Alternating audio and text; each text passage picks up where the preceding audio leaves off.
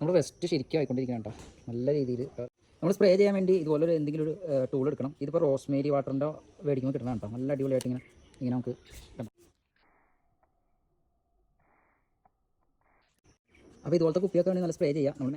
അപ്പോൾ ഞാൻ ഒരു ചില സ്ഥലങ്ങളിൽ ഇച്ചിരി ഡാർക്കാക്കാനും അതിനൊക്കെ വേണ്ടിയിട്ട്. അതുപോലെ തന്നെ ഇത് ഉണങ്ങാനുള്ള സമയം നമ്മൾ നല്ല രീതിയിൽ കൊടുക്കണം കേട്ടോ. ഇതുപോലെ ഹീറ്റ് ഗൺ ഉപയോഗിച്ച് ചൂടാക്കരുത്. അത് ഫസ്റ്റ് ലെയർ. അപ്പോൾ അത്യാവശ്യം റെസ്റ്റ് വലിഞ്ഞിട്ടുണ്ട്. ഇവിടെ ഒന്നും ശരിക്കും വലിഞ്ഞിട്ടില്ല, ഇവിടെ വലിഞ്ഞില്ല, പക്ഷേ ഇവിടെ വലിഞ്ഞിട്ടുണ്ട്. ഇത് കണ്ടാൽ നിങ്ങൾക്ക് മനസ്സിലാവും. ഇതൊരു ഇച്ചിരി റെഡിഷിലോട്ട് അടിച്ചു കൊടുക്കാം.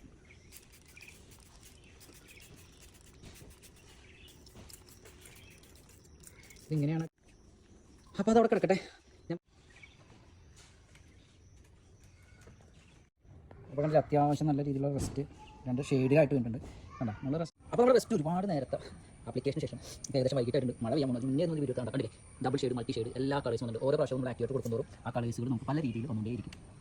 മഴക്കാലമുള്ളതാണ് കേട്ടോ അത് ഞാൻ കാണിക്കുന്നത്. ഞാൻ ഓരോ തവണ ആക്ടിവേറ്റ് ഒഴിച്ചു കൊടുക്കുന്നത്. അപ്പോൾ നമ്മൾ ആക്ടിവേറ്റ് ഒഴിക്കുന്നതനുസരിച്ച് നമുക്ക് അവിടെ ഡാർക്ക് ഷെയ്ഡ്, ലൈറ്റ് ഷെയ്ഡ്, പല കളേഴ്സ് നമുക്ക് നോക്കിക്കഴിഞ്ഞാൽ മനസ്സിലാവും. ഇവിടെ ചെറിയതായിട്ട് ഗ്രീൻ ഷെയ്ഡ് പോലെ തോന്നുന്നത്. ഈ ഭാഗത്തൊക്കെ നോക്കി കഴിഞ്ഞാൽ ഇതൊക്കെ അറിയാം. ഇവിടെയൊക്കെ കണ്ടില്ലേ നല്ല അടിപൊളിയായിട്ട് സാധനം വന്നിട്ട് മാസ്കിൻ്റെ പണ്ടത് ഇങ്ങനെ പൊളിച്ച് ചെയ്യാൻ പറ്റാം. ഞാൻ ഇങ്ങനെ ഒട്ടിച്ച് വെച്ചാണ്, വർക്ക് ചെയ്യുന്നത് ഒട്ടിച്ച് വെച്ചാണ്. അപ്പോൾ അടിപൊളിയായില്ലേ, സംഭവം കളറായിട്ടുണ്ട്. അപ്പോൾ നമ്മുടെ റെസ്റ്റ് ഏകദേശം നല്ല റെസ്റ്റ് നമ്മൾ ഓക്കെ ആയിട്ടുണ്ട്, സംഭവം പൊളിയായിട്ടുണ്ട്. അപ്പോൾ ഇതാണ് മക്കളെ നമ്മുടെ റെസ്റ്റ്. ഡി റെസ്റ്റ് എന്ന് പറയുന്ന സംഭവം ഇതാണ് കേട്ടോ. നമുക്ക് ഇനി ട്രെൻഡിംഗ് എന്ന് പറഞ്ഞു കഴിഞ്ഞാൽ ഒരു 1.5 ട്രെൻഡിംഗ് ആയിട്ട് മുന്നോട്ട് പോകാം. അപ്പോൾ ഇത് ശരിക്കും കഴിഞ്ഞ് കയ്യിലാവില്ല കേട്ടോ. കണ്ടില്ലേ വലിയ രീതിയിലുള്ള കയ്യിലൊന്നും ഉണങ്ങുമ്പോഴും കയ്യിലാവില്ല. മറ്റുള്ളത് ഇതൊക്കെയാണെന്ന് എനിക്ക് കണ്ട വര വീഴും കണ്ട. ഞാൻ വരയ്ക്കുമ്പോൾ വര വീഴും. അത് പരാജയപ്പെട്ടതാണ്. എന്നാൽ ഇതിൽ അങ്ങനെയുള്ള വലിയ വര കാര്യങ്ങളൊന്നും അങ്ങനെ വീഴില്ല. പിന്നെ കണ്ടില്ലേ വലിയ രീതിയിലുള്ള സംഭവങ്ങളൊന്നുമില്ല. അതുകൊണ്ട് നമുക്ക് ക്ലിയർ കോട്ടിൻ്റെ ആവശ്യം വരുന്നില്ല. സംഭവം കിട്ടുമെന്ന് പറഞ്ഞു കഴിഞ്ഞാൽ കിട്ടും. ഒരു രക്ഷയില്ല മക്കളെ, രക്ഷയില്ല.